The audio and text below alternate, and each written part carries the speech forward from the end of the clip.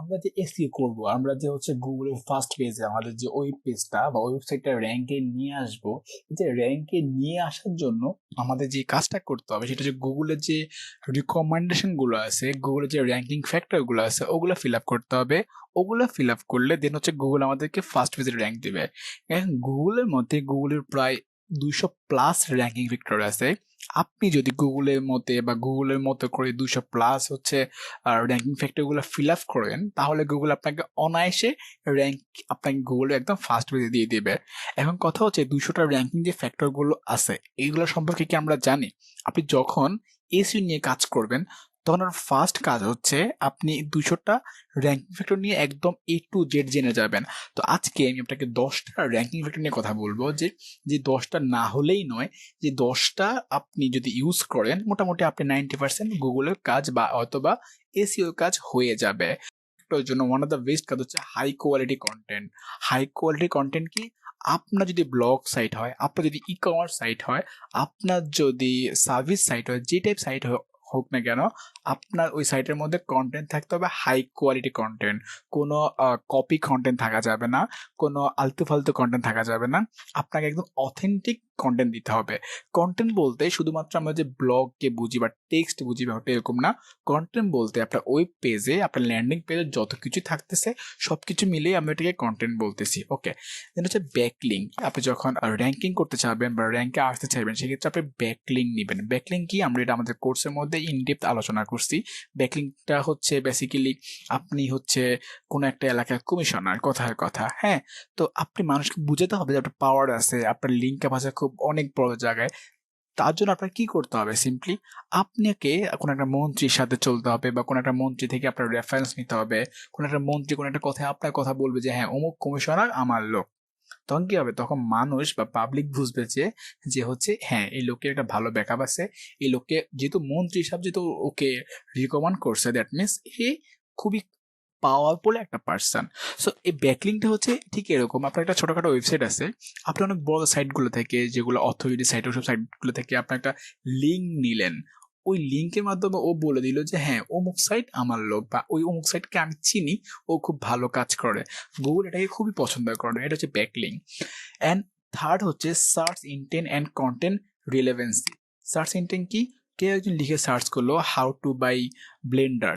এখন how to by Blender একজন audience যখন এটা সার্চ করে, দ্যাট মিনস আপনাকে বুঝতে হবে সে জানে না কিভাবে একটা একটা ব্লেন্ডার কিনতে হয়, তাই না? এখন তাকে তার মতো করে যদি আপনি ইন্টেন্ট ফিল আপ করতে পারেন, যে সে যেমনটা চাইছে আপনার কন্টেন্টের মধ্যে অথবা হচ্ছে আপনার সার্চের মধ্যে, এমনটা বুঝাতে হবে যে হচ্ছে আপনি তার ইন্টেন্টটা ফিল আপ করছেন, রাইট? অ্যান্ড ইন্টেন্টটা ফিল আপ করাতে সে যেটার জন্য গুগলে সার্চ করছে, সার্চ করে সে তার এক্স্যাক্টলি যে অ্যান্সারটা হওয়ার প্রয়োজন ছিল, সে এক্স্যাক্টলি সে অ্যান্সারটা পাইছে। সো এটা হচ্ছে search intent and content relevancy. আপনাকে কন্টেন্ট দিতে হবে একদম যে সার্চার যে সার্চ করতেছে তার ইন্টেন্টটা ফিল আপ করার জন্য, তার একদম ইন্টারনেট যেন আপনার ওয়েবসাইটে আসলে তার যেন আর মনে কোনো কোশ্চেন না থাকে যে আমি ওটা করবো কিভাবে, সেটা করবো কিভাবে। ওকে, অ্যান্ড ফোর্থ হচ্ছে website loading speed. Website loading speed কি? আমাদের গুগল রিকমেন্ড করে একটা ওয়েবসাইট যদি 3 সেকেন্ডের বেশি সময় ধরে লোড হয়, ওই ওয়েবসাইটকে গুগল র্যাঙ্ক দেয় না। এখন অনেকগুলো সাইট দেখবেন আপনি, যখন যে কোনো একটা ওয়েবসাইট ঢুকছেন 5 minute, 5 second, 7 second, 10 second loading time নিচ্ছে, লোডিং হচ্ছে। আপনি কি ওই ওয়েবসাইট ঢুকতে চান? ঢুকতে কি পছন্দ করেন? কখনোই না। সো এটা একটা one of the best ranking factor, যে আপনাকে হচ্ছে যখন কোনো ওয়েবসাইট ঢুকবেন ওটা লোডিং স্পিডটা আসলে কেমন হচ্ছে, কতটুকু টাইম নিচ্ছে লোডিং স্পিড। সো গুগল কিন্তু অলওয়েজ বলে যে 2 থেকে 3 সেকেন্ডের মধ্যে লোডিংটা হতে হবে। ওকে, দেন হচ্ছে মোবাইল ফ্রেন্ডলিনেস। মোবাইল ফ্রেন্ডলিনেস কি? আপনার হচ্ছে যেহেতু আপনি কোনো একটা ওয়েবসাইটের মালিক অথবা আপনি যেহেতু একটা ওয়েবসাইটকে অপটিমাইজ করতেছেন বা র্যাঙ্কিং করতেছেন, আপনি দেখবেন আপনার যে অডিয়েন্সগুলো গুগলে কোনো কিছু সার্চ করতেছে, 70% মানুষ ট্রাফিক আসে মোবাইল থেকে, মোবাইলে সার্চ দেয়। সো আপনার যে ওয়েবসাইটটা, সে ওয়েবসাইটের লুক, সেই ওয়েবসাইটের বিভিন্ন ফাংশনগুলো, কন্টেন্টগুলো হতে হবে একদম মোবাইল ফ্রেন্ডলি, যেন মোবাইলে খুব সুন্দরভাবে দেখা যায়। অনেকেই কি করে, অনেকে হচ্ছে ল্যাপটপ অথবা কম্পিউটারের মধ্যে হচ্ছে ভালো অপটিমাইজ করে, কিন্তু মোবাইলের জন্য অপটিমাইজ করে না। এটা কিন্তু হবে না, যেহেতু মোস্ট অফ দ্য পিপল আসে কই থেকে? মোবাইল থেকে। সো আপনাকে হচ্ছে মোবাইল থেকে ওটাকে ঠিকঠাক করে বা ওভাবে অপটিমাইজ করতে হবে। 6 আছে হচ্ছে ডোমেন অথরিটি। ডোমেন অথরিটি কি, আপনি যখন কাজ করবেন, যখন হাই কোয়ালিটি কন্টেন্ট দিবেন, যখন আপনার ব্যাকলিঙ্কগুলো ভালো ভালো জায়গা থেকে ব্যাকলিঙ্কগুলো নেবেন, যখন আপনি যে সার্চ ইনটেন্টগুলো ফিল আপ করবেন, ওয়েবসাইটগুলো ঠিকঠাকভাবে কাজ করবেন, তখন কিন্তু অটোমেটিক্যালি আপনার ডোমেন অথরিটিটা বেড়ে যাবে। আপনার যে ডোমেনটা মনে করেন হচ্ছে nazim.com, এই ডোমেনটার যে অথরিটিটা, যে ভ্যালুটা, এই ভ্যালুটা অটোমেটিক্যালি আস্তে আস্তে বাড়তে থাকবে। দেন আসছে যে কিওয়ার্ড অপটিমাইজেশন। কিওয়ার্ড কি? কিওয়ার্ড হচ্ছে ওই যে বললাম না, how to buy best blender, এটা একটা কিওয়ার্ড। মানুষ গুগলের যে ওয়ার্ডগুলো বা যে সেন্টেন্স লিখে গুগলে সার্চ দেয়, ওগুলোকে আমরা একটা কিওয়ার্ড বলি।